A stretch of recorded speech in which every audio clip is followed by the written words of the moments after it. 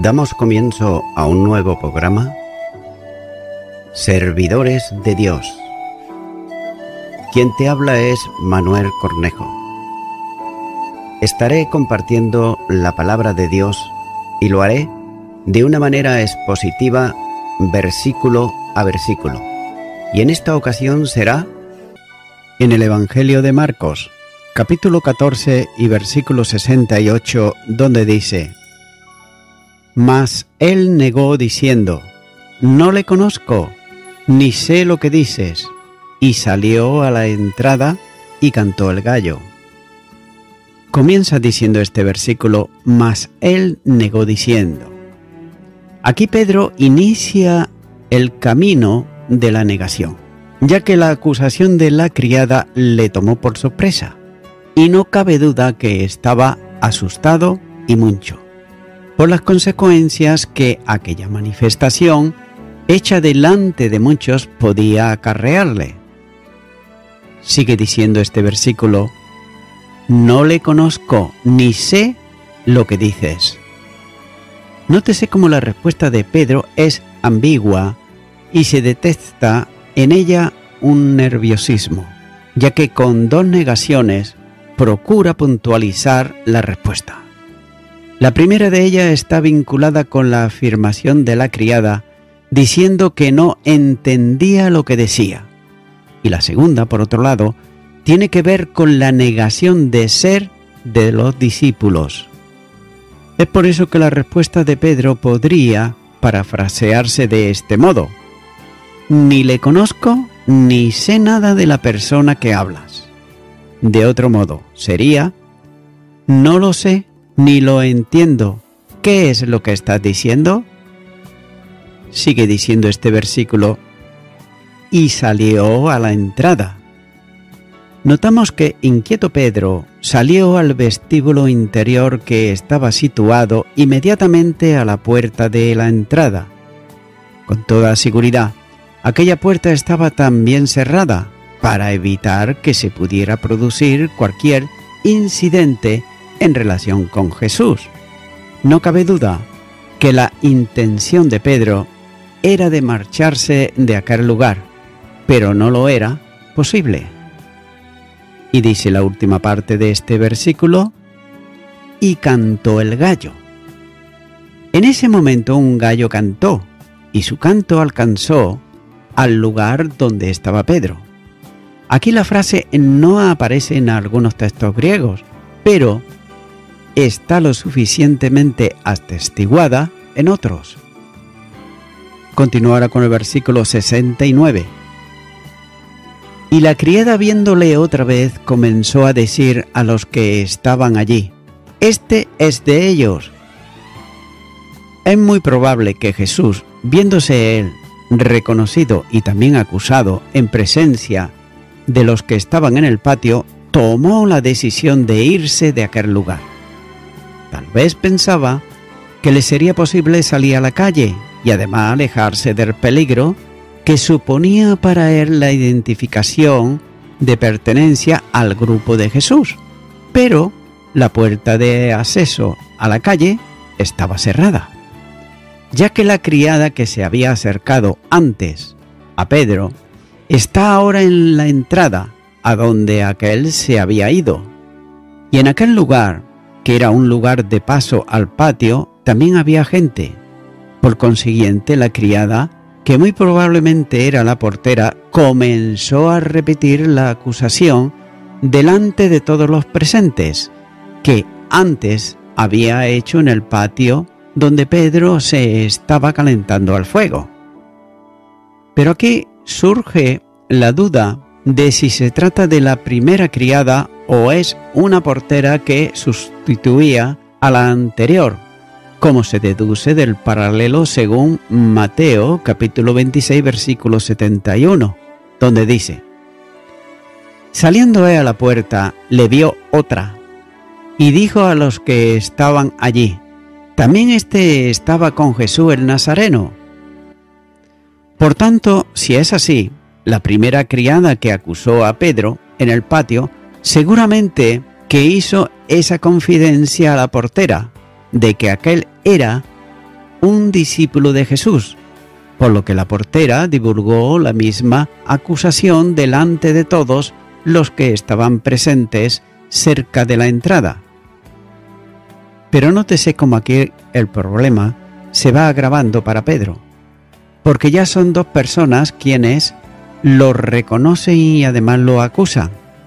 Pero todavía más, según Lucas, hay también un hombre que afirma conocerle como del grupo de Jesús. Lucas, capítulo 22, versículo 58 dice: un poco después, viéndole otro, dijo: ¿tú también eres de ellos? Y Pedro dijo: hombre, no lo soy. El testimonio de las mujeres no era tenido en consideración, pero sí el de los hombres. Pedro tenía aquí un testimonio peligroso que le acusaba de pertenecer a los compañeros de Jesús. Continúo ahora con el versículo 70, donde dice: pero él negó otra vez, y poco después los que estaban allí dijeron otra vez a Pedro: verdaderamente tú eres de ellos, porque eres Galileo, y tu manera de hablar es semejante a la de ellos. Comienza este versículo diciendo: pero él negó otra vez. Al testimonio de la criada sigue también la segunda negación de Pedro. El discípulo había llegado a un momento de grave crisis personal, intentando por todos los medios que no se asociara con Cristo ni con el grupo de sus discípulos.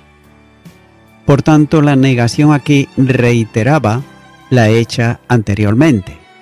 Y Marcos es muy sencillo, pero también es muy preciso, ya que dice literalmente: pero él de nuevo negaba.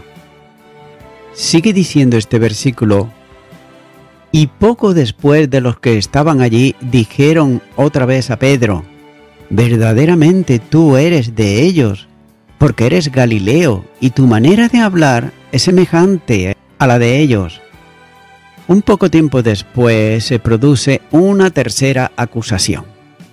Es mucho más enfática que la de las dos anteriores, pero tiene el mismo sentido, ya que al no poder salir porque la puerta estaba cerrada, ahora Pedro regresó nuevamente al patio donde había estado antes. Y quienes habían oído la primera acusación de la criada, la formulaban de nuevo una hora después. Lucas, capítulo 22, versículo 59 dice: como una hora después, otro afirmaba diciendo: verdaderamente también éste estaba con él, porque es Galileo. La acusación se había extendido y los hombres del patio le acusaban según lo que Mateo dice basándose en el acento galileo del discípulo. Mateo, capítulo 26, versículo 73 dice: un poco después, acercándose, los que por allí estaban dijeron a Pedro: verdaderamente tú eres de ellos, porque aún tu manera de hablar te descubre. Según Juan, la acusación se hizo más directa y también grave. Cuando un pariente de Malco, al que había cortado la oreja en el huerto de Getsemaní, cuando vinieron a prender a Jesús, afirmaba haberle visto con ellos en aquel lugar. El Evangelio de Juan, capítulo 18, y los versículos 25 al 27, dice: estaba pues Pedro en pie calentándose y le dijeron: ¿no eres tú de esos discípulos? Él negó y dijo: no lo soy. Uno de los siervos del sumo sacerdote, pariente de aquel a quien Pedro había cortado la oreja, le dijo: ¿no te vi yo en el huerto con él? Negó Pedro otra vez y enseguida cantó el gallo. Sobre esto, el escritor Lenski escribe y dice: todo lo que necesitó para hacer caer al principal de los 12 fue una sirvienta. Y a Dios a todas sus antisonantes y heroicas protestas ante Jesús, ya que todo el falso valor de su corazón y de la mano que había sacado la espada en Getsemaní había ya desaparecido. Tenemos ante nosotros un cobarde, y un cobarde consumado, incapaz de confesar a su Señor, rebajándose con una negación mentirosa. Algunos piensan que Pedro no tenía razón para asustarse, que había juzgado mal la situación y podía haber dicho la verdad sin peligro. Pero note que ya sea que haya habido o no causa suficiente, el terror obra de todos modos. Indudablemente que habría sido arrestado inmediatamente y además llevado ante Anás y cuan menos detenido por algún tiempo. Y si se hubiera conocido lo que había hecho con la oreja de Malco, el resultado hubiera sido un serio castigo. Continuará con el versículo 71, donde dice: Entonces él comenzó a maldecir y a jurar: «No conozco a este hombre de quien me habláis». Comienza este versículo diciendo: él comenzó a maldecir y a jurar.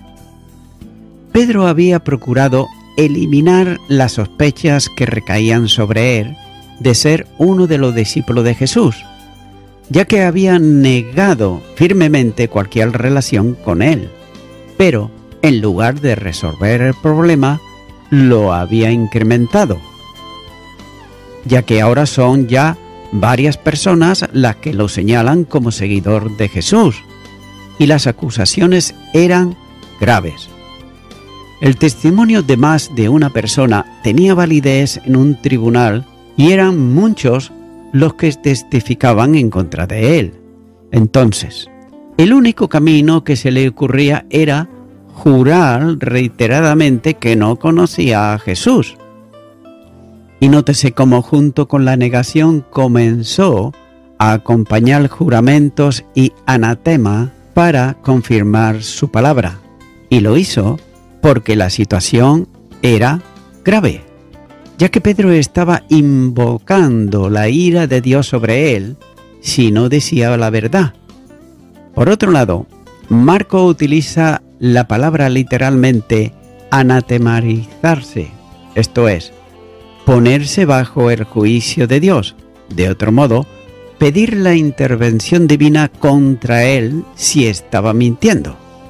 Téngase en cuenta que, para incrementar la gravedad, interponía juramento hecho en el nombre de Dios, ya que los judíos tenían la mala costumbre de jurar por otras muchas cosas, pero en esta ocasión el juramento revestía la solemnidad máxima, ya que lo que Pedro estaba diciendo era más o menos esto: que Dios me castigue y su ira caiga sobre mí, si es verdad que soy o fui un discípulo o compañero de Jesús.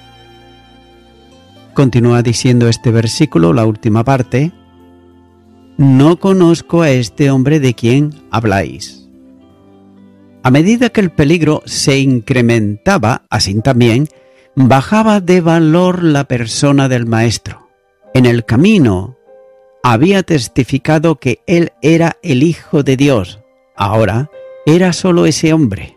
En el juramento iba la mentira y también el repudio. Aquella era de tal dimensión que cualquiera la podía haber rebatido, ya que nadie en Jerusalén desconocía a Jesús, y nadie podía decir que no le conocía. Podría ser un enemigo para algunos, pero no era desconocido para nadie. Continúa ahora con el último versículo ya de este capítulo 14 de Marcos, donde dice: y el gallo cantó la segunda vez.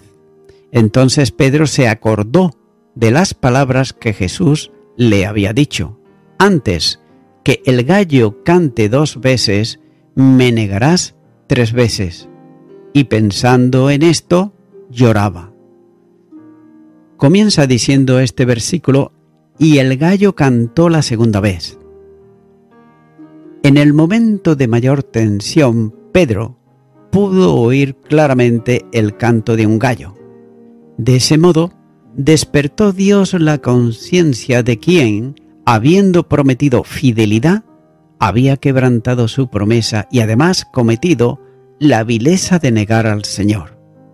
Note que era la segunda vez que cantaba el gallo.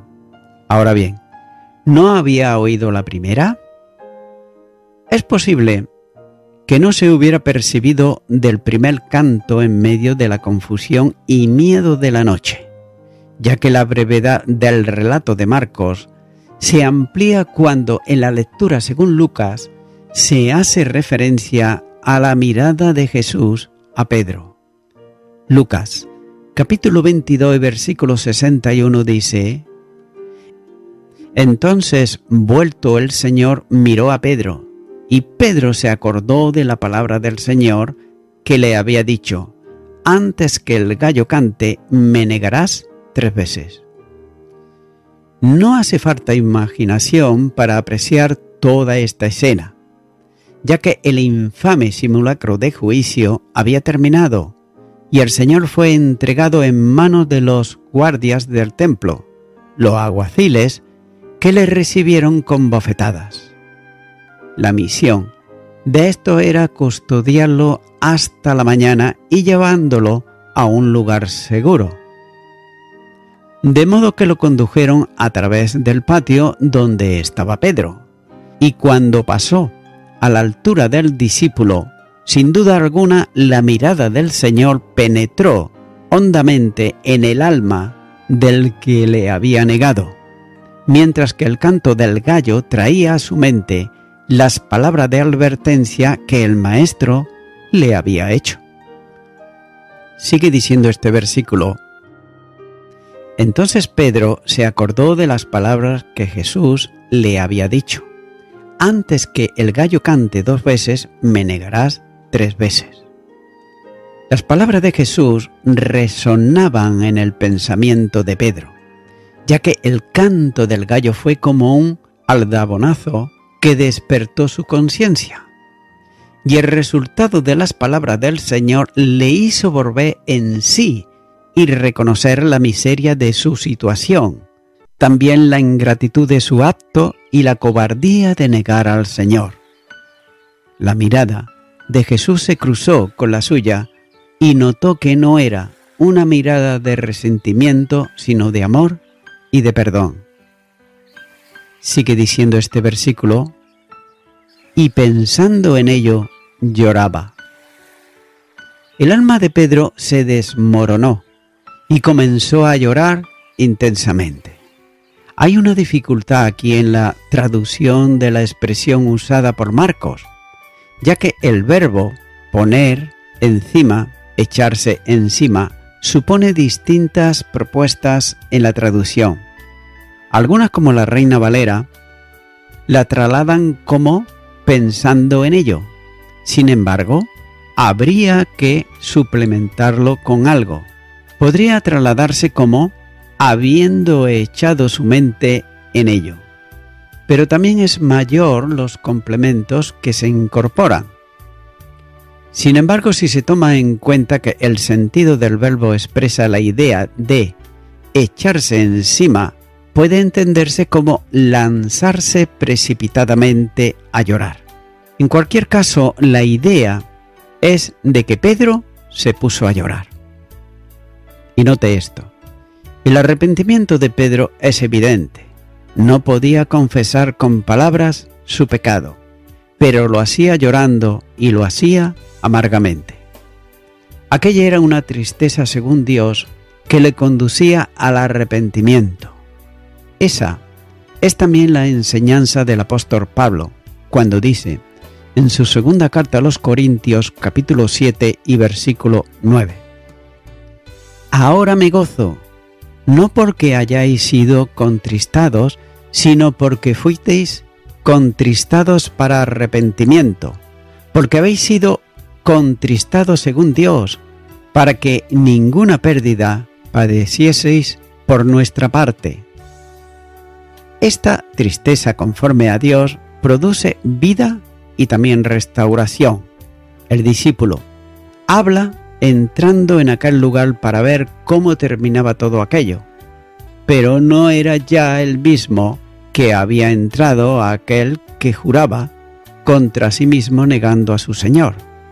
Era un pecador arrepentido y además impactado por la mirada de Jesús y angustiado por el pecado que había cometido. Era también un hombre derrotado en su carne, pero sin embargo victorioso en su fe, que confía en la restauración y llora amargamente por su pecado. Y voy concluyendo con esto. Echando maldiciones y juramentos, Pedro afirmó desafiantemente que no conozco a ese hombre. Y tan pronto como salieron las palabras de su boca, dice que cantó el gallo. El mundo de la naturaleza parecía protestar de esta manera contra aquella cobarde mentira, ya que en el acto de Pedro reconoció que se había cumplido la predicción del Señor. Al darse cuenta, dice que comenzó a llorar. Y nótese porque esto es muy importante, y es que todos nosotros hemos de aprender la lección de que la confianza propia lleva a la humillación, y hemos de aprender a desconfiar plenamente del yo y apoyarnos totalmente en el poder y la gracia divina. Amigo y amiga oyente, dice la palabra de Dios que Pedro lloraba. Se está refiriendo aquí a sollozos incontrolables que surgían de las profundidades de su ser de Pedro. De hecho, era precisamente el momento de arrepentimiento de Pedro, que he demostrado por un corazón quebrantado y contristo, como así señala el Salmo 51 y versículo 17. Amigo y amiga oyente, el arrepentimiento verdadero, es decir, el de corazón, siempre va a estar incluyendo un espíritu quebrantado y un corazón contristo y humillado, o sea, un corazón arrepentido. Solo tal corazón aceptará a Cristo y lo que Cristo hizo en la cruz por él. Dios no aceptará nada menos. Las personas que confían en demasía en sí mismo, en muchas ocasiones esto les lleva a la desilusión, al llanto o tal vez a la humillación. Por tanto, es bueno apoyarnos en Jesucristo, ya que Él desea que nadie tenga que pasar por esto el resto de sus vidas. Amigo y amiga oyente, si vienes a Jesucristo en arrepentimiento verdadero, Él te aceptará. Recuerda que la mirada que se cruzó con Pedro no fue una mirada de juicio ni de venganza, sino una mirada de compasión y de perdón. Es por eso que yo te animo ahora que tú puedas aceptarle a Jesucristo creyendo en la obra que Él hizo a favor tuya en la cruz del Calvario. Y Él no desea condenarte, por eso murió en la cruz y desea darte salvación y vida eterna. Ora conmigo y repite ahí a donde estás y di: Señor Jesús, muchas veces he dicho ser una persona cristiana porque mi familia lo era, mis vecinos lo eran, mi nación decía que lo era, pero sin embargo, muchas veces te he negado y no he hecho lo que dice tu palabra. Es más, no me he preocupado de leer lo que tú quieres de mí. En esta hora me acerco a ti en arrepentimiento, con un corazón contristo y humillado, y te pido perdón por todos mis pecados, aceptándote como mi suficiente y único Salvador. Y quiero darte gracias en el nombre de Jesús. Amén. Amigo y amiga oyente, si tú has hecho esta oración de corazón, te recomiendo que comiences a orar a Dios, en primer lugar, en el nombre del Señor Jesucristo, Orar a Dios no es rezar, sino que es hablar con una persona. También te recomiendo que leas la palabra de Dios y lo hagas a diario. Comienza, por ejemplo, con el Nuevo Testamento. Y también, por último, te recomiendo que para que puedas crecer espiritualmente, te congregues en una iglesia cristiano-evangélica, donde se predique, se enseñe y se practique la sana doctrina y la palabra de Dios. Congrégate ahí y con el tiempo podrás crecer espiritualmente y también servir al Señor Jesucristo. Que Dios te bendiga. Y a toda la audiencia, nuevamente ya me estoy despidiendo de todos ustedes y será hasta el próximo programa. Que Dios os bendiga a todos.